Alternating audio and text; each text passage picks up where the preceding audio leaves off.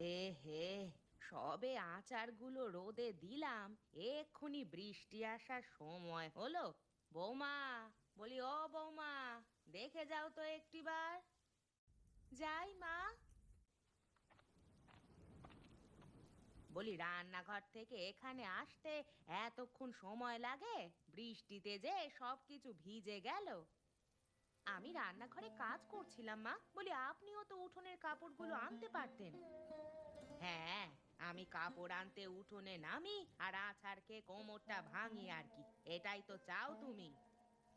আপনার কোমর এত সহজে ভাঙবে না মা, আপনার হাড় এখনো অনেক শক্ত। কথা একটাও মাটিতে পড়ে না। মুখে মুখে তর্ক না করে যাও তো যাও, কাপড়গুলো নিয়ে এসো। বৌমা, কাপড়গুলো আনা হলে আচারগুলো ঘরে নিয়ে যেও। আর আম তেলটা সাবধানে, ওটা পড়লে কিন্তু ভেঙে যাবে। ঠিক আছে মা, আমি চাল কুমড়োটা রান্নাঘরে রেখে আচারগুলো নিয়ে যাব।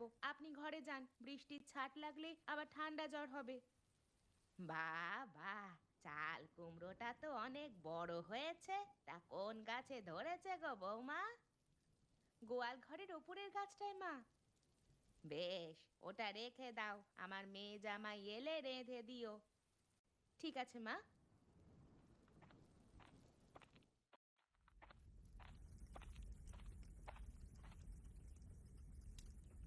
গিন্নি, আরে ও গিন্নি, রান্না কতদূর হলো তোমার? রান্না শেষ, এসো খেতে বসো। তোমায় আবার রান্না চড়াতে হবে? কেন গো, কি নিয়ে এসেছো আবার?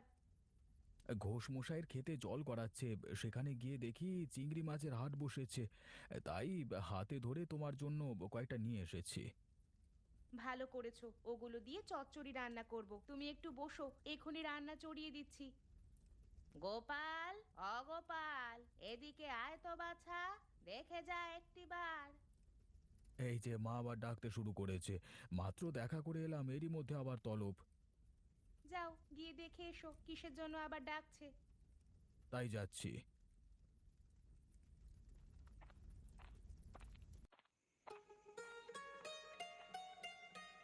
কি হয়েছে মা, এরা কারা?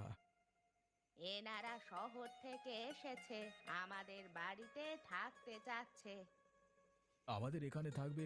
এত ছোট বাড়িতে আমরা তিনটে মানুষ থাকি, তার উপর আপনাদের রাখবো কিভাবে? উনি আপনাকে কথাটা বোঝাতে পারিনি। আমরা আসলে এখানে থাকতে আসিনি, বৃষ্টি হওয়ার পথে আটকে গেছি, তাই কিছুক্ষণের জন্য আশ্রয় চাইছি। ও এই কথা। তা থাকুন না কিছু সময়, সে আবার বলতে হয় নাকি? তা মা আমাকে ভয় ধরিয়ে দিলে, আমি ভাবলাম কি না কি। আমি আর এত শত কি বুঝি, আমাকে যেভাবে বুঝালো আমি সেভাবেই বুঝলাম। বুড়ো মানুষের এই একটা দোষ, এক লাইন বেশি বোঝে আর কি। তা আপনাকে দেখতে তো ভদ্রলোকই মনে হচ্ছে, থাকেন কোথায়? আমি শহরে থাকি, এখানে আমার শ্বশুর বাড়ি, তাই বেড়াতে এসেছিলাম। দুপুরের হেমন্তপুর থেকে ট্রেন ধরবার জন্য বের হয়েছি, কিন্তু আপনাদের গায়ে আসতেই বৃষ্টি শুরু হলো। হ্যাঁ, দুপুরে ট্রেন আসতে অনেক দেরি। আপনারা ভেতরে এসে বসুন, পারলে শুকনো কাপড় পরে নিন। এসো দাদু ভাই, তুমি এখানে এসো, আমি তোমার মাথাটা মুছে দিই।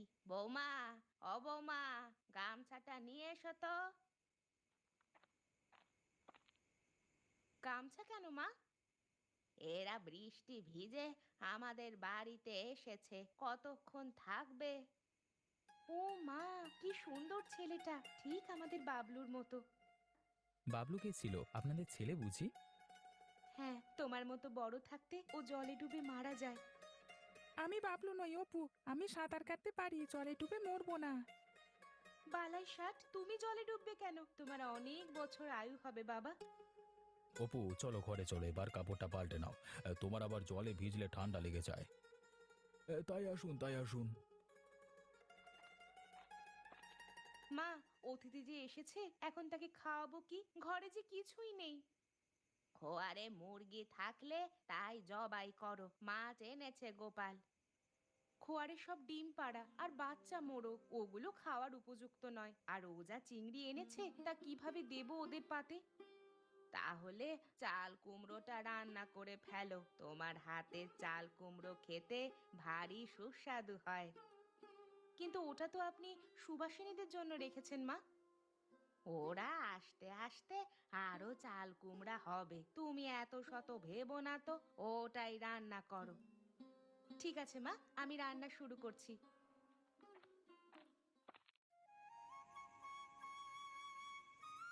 আপনাকে আরেকটু কচু শাক দিব, খেয়ে দেখুন, খুব মজা হয়েছে।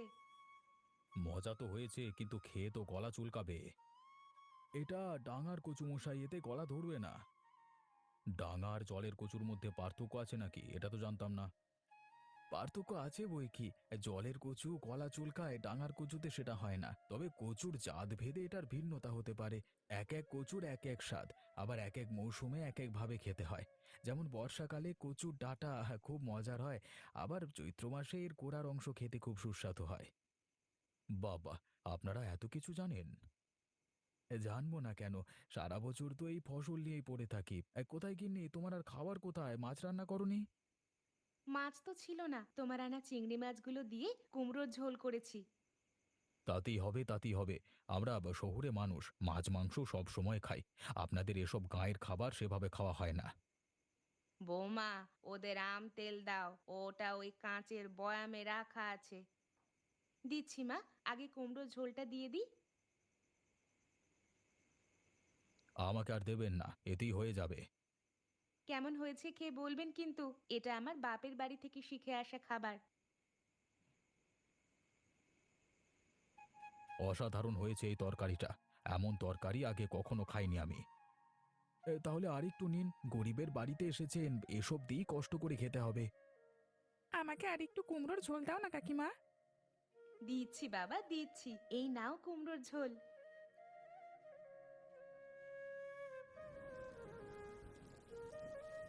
এই রে, আবার বৃষ্টি পড়তে শুরু করলো। সকালের ট্রেনটা মিস হলো, এখনকারটাও কি ফেল করব নাকি? এমন দিনে কোথাও যেতে হবে না বাবু। ট্রেন চলে গেলে থেকে যান, কালকে সকালে আবার ট্রেন ধরবেন। না না, আমাকে আজকে যেতেই হবে। আগামীকাল আমার অফিসে একটা কাজ আছে। তাছাড়া অপুর স্কুলও খুলে দিয়েছে। বিমল, অবিমল, তোর ছাতাটা বের করে দে ওদের, কোনোভাবে স্টেশন অবধি গেলে আর বৃষ্টি ধরবে না। তাই দেবো মা, কিন্তু ছাতার যা হাল, ওটা দিয়ে দুজন যাওয়া যাবে? সে নিয়ে চিন্তা করবেন না, আমরা দুজনে কোনো রকম যেতে পারবো, কিন্তু ছাতাটা ফেরত পাঠাবো কিভাবে? ও আমি গিয়ে নিয়ে আসবো। তাই ভালো। বিকেল ৩টে বেজে গেছে, আমরা তাহলে এক্ষুনি বেরিয়ে পড়ি। হ্যাঁ, ৪টে তো শহরে যাওয়ার ট্রেন। সে কি গো, আপনাদের মতো ভালো মন্দ কিছু রান্না করে খাওয়াতে পারলুম না। ছেলেটার পিঠার এত শখ, কটা পিঠা বানিয়ে দেওয়ার সময়টুকু অবধি নেই। সেই নিয়ে তুমি কষ্ট পেও না কাকিমা, আমি আবার আসবো। কবে আসবে বাছা? বড় হই তারপর একা একা চলে আসবো, তখন কিন্তু কুমড়োর ঝোল খাওয়াতে হবে। নিশ্চয়ই খাওয়াবো, এর চেয়ে মজা করে তোমার জন্য রান্না করব। বেশ বেশ, তবে তুমি ছাতাটা বের করো, আর আপনিও প্রস্তুত হয়ে নিন মশাই।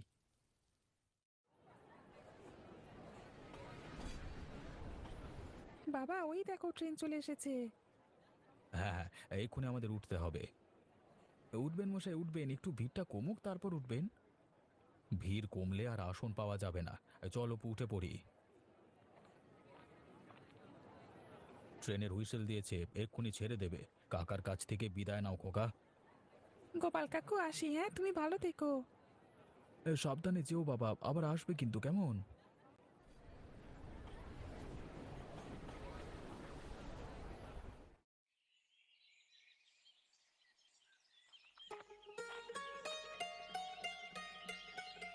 ওগো শুনছো, পেপারে আজকে একটা বিজ্ঞাপন দিয়েছে, আগামী সপ্তাহে রান্নার একটা আয়োজন হচ্ছে। রান্নার আয়োজন? তা কি নিয়ে রান্না? কি হবে, সেরা রাঁধুনি নামে একটা আয়োজন হবে। ওখানে যে রান্না করে ভালো স্কোর করতে পারবে তাকে 1,00,000 টাকা উপহার দেবে। এত টাকা? তাহলে তো বড় আয়োজন। হ্যাঁ গো, কিন্তু রান্নার খুব সাধারণ একটা পদ থাকতে হবে। কচু, পটল, চাল কুমড়ো এরকম সাধারণ সবজি দিয়ে মুখরোচক রান্না করতে হবে। আমিও ওতে অংশগ্রহণ করব।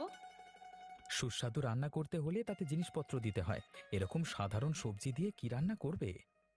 তাই ভাবছি, আমি যে সব রান্না জানি তা তো সব মাছ মাংসের, সবজির মজাদার কোনো রান্না তো আমি জানি না। আমি ছোটবেলায় একটা রান্না খেয়েছিলাম, চাল কুমড়োর ঝোল। খুব সাধারণ রান্না হলেও খেতে কিন্তু অসাধারণ। তাহলে অনুষ্ঠানে ওটাই রান্না করব। তুমি ওদের চিঠি লিখে জানিয়ে দাও যাতে আমাকেও একটা সুযোগ দেয়। তা লিখবক্ষণ, কিন্তু এই খাবার কিভাবে রান্না করতে হয় তা তো আমি জানি না। সে কি কথা, তুমি রান্না করতে জানো না? তাহলে নিশ্চয়ই মা রান্না করতে জানে। দাঁড়াও, ওনাকে গিয়ে জিজ্ঞেস করি। মাও সে তরকারি রান্না করতে পারে না। ওটা আমি খেয়েছিলাম ছোটবেলায় এক গাঁয়ের বাড়িতে, কিন্তু এতদিন পরও তরকারির স্বাদটা মুখে লেগে আছে। মেঘলা দিনে চাল কুমড়োর ঝোল খেতে কি যে মজা লাগে তা তোমাকে বলে বোঝাতে পারবো না। এখনো তো বৃষ্টি বাদলের দিন, এরকম মৌসুমে কুমড়োর ঝোল চলবে ভালো। তুমি এক কাজ করো, আমাকে ওনার কাছে নিয়ে চলো, আমি ওনার কাছ থেকে রান্নাটা শিখে নিব। কিন্তু সে গাঁয়ের নাম যে আমি ভুলে গেছি। কেবল মনে আছে নানার বাড়িতে যেতে ও গাঁ পড়ে, সেখানেও তো যাওয়া হয় না অনেকদিন ধরে। ওই রেল স্টেশনের নামটা মনে থাকলেই হলো, তারপর আমরা জিজ্ঞেস করে চলে যেতে পারবো। ওনাদের কারোর নাম তোমার মনে আছে তো? তা আছে, গৃহকর্তার নাম ছিল গোপাল। আমি তাকে গোপাল কাকু বলে ডাকতাম। তাহলে কালই চলো গোপাল কাকুর বাড়িতে। এই সপ্তাহে আমাদের অনুষ্ঠানে গিয়ে রান্না করতে হবে। বেশ, তুমি তবে যাত্রার আয়োজন করো, সেই সুযোগে মামার বাড়িটা ঘুরে আসা যাবে। যাক, শেষমেশ তোমার মামার বাড়িতে নিয়ে যাবে তবে। এবার তবে রথও দেখা হবে, আবার কলাও বেচা যাবে।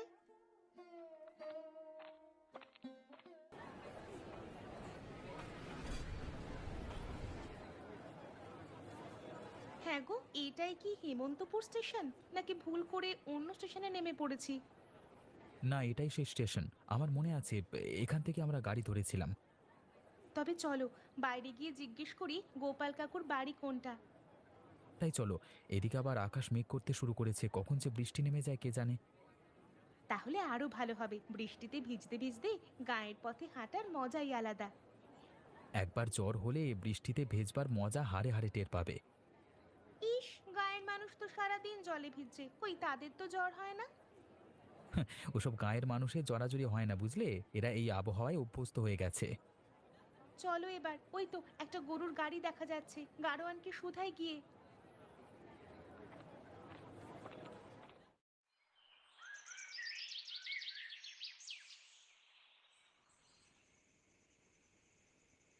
সন্ধেবেলায় বুড়িটার প্রদীপে তেল দেওয়ার কথা মনে পড়ে, কই দিনের বেলায় ওগুলো মুছে রাখবে তা না, আমি আসলেই যত কাজ দেখা যায়। কি রে ননি, কে এসেছে? কার সাথে কথা বলছিস সেই সন্ধেবেলায়? কারোর সাথে কথা বলিনি গো, কে আসবে তোমার একার বাড়িতে? তোর মাথাটা একেবারে গেছে, সারাদিন একা একা কথা বলিস। তোর মাকে বলে একটা বদ্যি কবিরাজ দেখাতে পারিস তো। সে নিয়ে তোমায় ভাবতে হবে না গো বুড়ি, আমার মাথা ঠিকই আছে।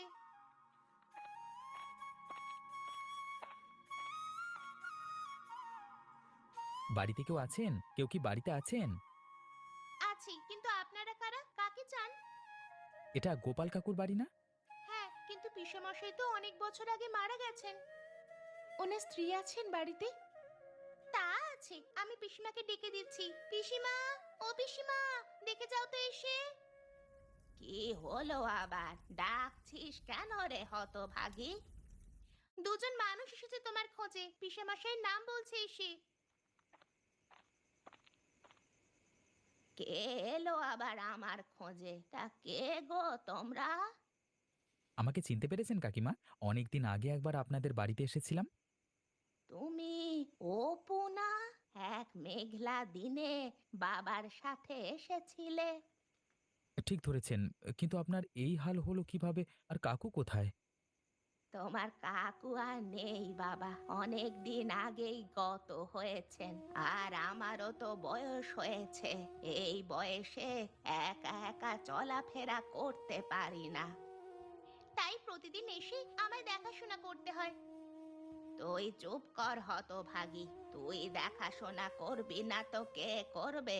তুই ছাড়া আমার তিন কুলে আর কে আছে?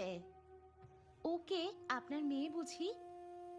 না না, ও আমার ভাইয়ের মেয়ে ননিবালা। অননি, বাইরে দাঁড়িয়ে রইলি কেন? অতিথিদের নিয়ে ঘরে যা। তা বাবা, তোমরা আজ থাকবে তো? হ্যাঁ কাকি, আমরা থাকবো আজকে। তোমাকে বলেছিলাম না বড় হলে চলে আসবো, দেখলে তো পথ ঠিক চিনে চলে এসেছি। আমি জানতাম বাবা তুমি আসবে, সেজন্য তো চাল কুমড়া রেখে দিয়েছি তোমাকে চাল কুমড়ার ঝোল খাওয়াবো বলে। সেজন্যই তো এসেছি আপনার কাছ থেকে, এবার চাল কুমড়োর ঝোল রান্না শিখে যাব। ঠিক আছে মা, শিখিয়ে দিবক্ষণ। এখন ঘরে এসো, হাত মুখ ধুয়ে যা আছে কটা খেয়ে নাও। ননি, অননি, ওদের ঘরে নিয়ে যা তো, আমি খাবারের আয়োজন করছি। এসো আমার সাথে এসো।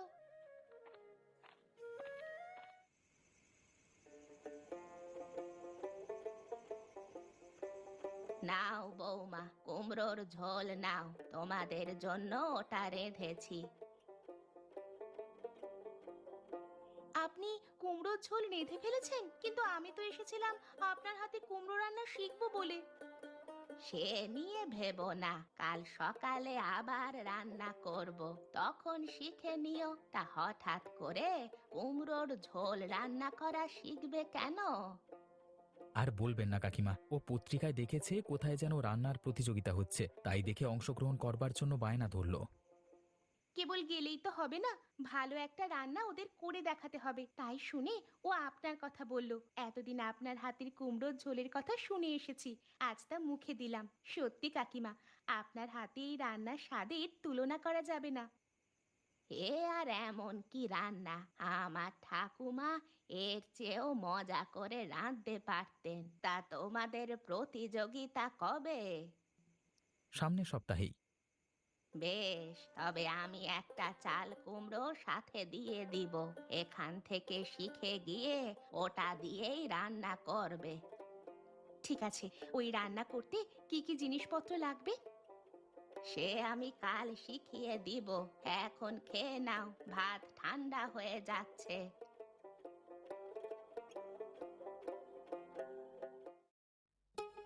ও খুড়িমা, কুমড়ো কাটা তো শেষ, এখন কি করব? ওগুলো আমার হাতে দে ননি, আর ওই পাত্রে চিংড়ি মাছ আছে, মাছগুলো ধুয়ে নিয়ে আয়। ঠিক আছে, নিয়ে আসছি। শোনো বৌমা, চাল কুমড়োর ঝোল রান্না করতে হলে চাল কুমড়ো আর চিংড়ি মাছ লাগবে, সাথে লাগবে সরিষার তেল। অন্য কোনো তেলে কিন্তু এই রান্না মজা হবে না। এবারে এই নাও, উনুনটা জ্বালাও। চাল কুমড়োগুলো কি এখনই ভেজে ফেলবেন? না, আগে কিছুটা জল গরম করে নিতে হবে, তারপর চাল কুমড়োগুলো খেজুরের কাঁটা দিয়ে ফালি করে গরম জলে রাখতে হবে। কিন্তু ওখানে টক দই কিসের জন্য? ওটাও কি রান্নায় দিবেন? হ্যাঁ, চাল কুমড়োর ফালিগুলো কিছুটা সিদ্ধ হলে টক দই মিশিয়ে রাখতে হবে কিছুক্ষণ। এই রান্না তো দেখছি ভারী কঠিন। খেতে যেমন মজা, কঠিন তো তেমনই হবে। দাঁড়াও, আমি খেজুরের কাঁটা দিয়ে ওগুলো ফালি করে দিচ্ছি, তুমি সেই ফাঁকে সরিষার তেল দিয়ে চিংড়িগুলো ভেজে ফেলো। ননিবালা, অননি, এতক্ষণ লাগে কটা মাছ ধুয়ে আনতে? চিংড়িগুলো নিয়ে আয় তাড়াতাড়ি।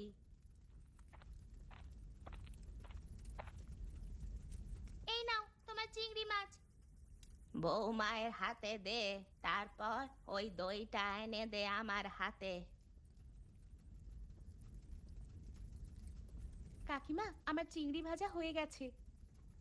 এবার তবে চাল কুমড়াগুলো দিয়ে দাও, আর বেশি করে ঝোল দিবে কিন্তু। ঝোল না হলে এই খাবার খেয়ে মজা পাবে না। সে দিবক্ষণ, বলাই আছে চাল কুমড়োর ঝোল।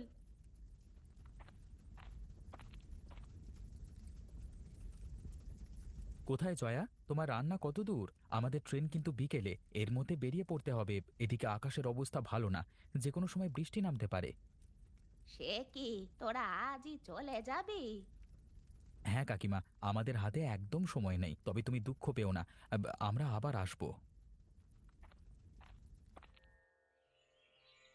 আমরা যাই কাকিমা, ছুটি পেলে আবার আসবো। বেশি সময় নিয়ে আসিস বাছা, একটা দিন নিয়ে এলি, এরই মধ্যে চলে যাচ্ছিস, বৌমাকে কিছু খাওয়াতেই পারলাম না। আপনার কাছ থেকে চাল কুমড়ো ঝোল রান্না শিখে গেছি কাকিমা, এটাই কম কিসে? এখন থেকে তাহলে কাকিমায়ের হাতের রান্না খাওয়ার জন্য আফসোস করতে হবে না। মেঘলা দিন হলেই চাল কুমড়োর ঝোল খেতে পারবো। আগে প্রতিযোগিতায় জয়ী হই, তারপর তোমাকে রান্না করে খাওয়াবো।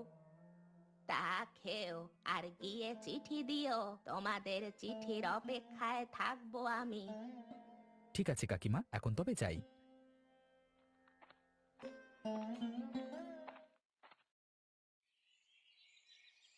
পিসিমা, ও পিসিমা, কোথায় তুমি? দেখে যাও, দেখে যাও, দাদাবাবু চিঠি পাঠিয়েছে। কে চিঠি পাঠালে? কোন দাদা বাবু? অপু দাদা গো, অপু দাদা, পোস্টমাস্টার দিয়ে গেল এসে। কই কই দে তো, কি লিখেছে ওতে? প্রিয় কাকিমা, আশা করি ভালো আছেন। আপনার জন্য একটি সুখবর আছে। জয়া রান্নার প্রতিযোগিতায় চাল কুমড়োর ঝোল রেঁধে বিজয়ী হয়েছে। গতকাল ওরা আমাদের 1,00,000 টাকা পাঠিয়েছে।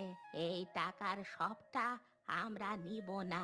আপনি যেহেতু এই রান্নার মূল কারিগর, তাই অর্ধেক টাকা আপনার নামে পাঠিয়ে দিয়েছি। পোস্ট অফিস থেকে নিয়ে নিবেন। ইতি, অপু। সে কি কথা গো, ওরা তোমায় এত টাকা দিল?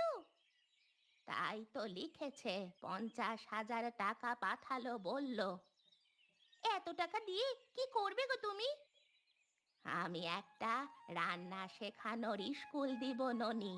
গ্রামের অনেক রান্না আছে, শহরের মানুষ সেগুলো জানে না, তাদের শেখানোর জন্য আমি এই টাকা ব্যয় করব। ভালো বলেছো পিসিমা, তাহলে তোমার নাম খ্যাতি হবে গো অনেক। নাম খ্যাতির দরকার নেই বাছা, আমার হাতের চাল কুমড়োর ঝোল যে মানুষের মুখে মুখে ফিরছে, সেটাই অনেক কিছু।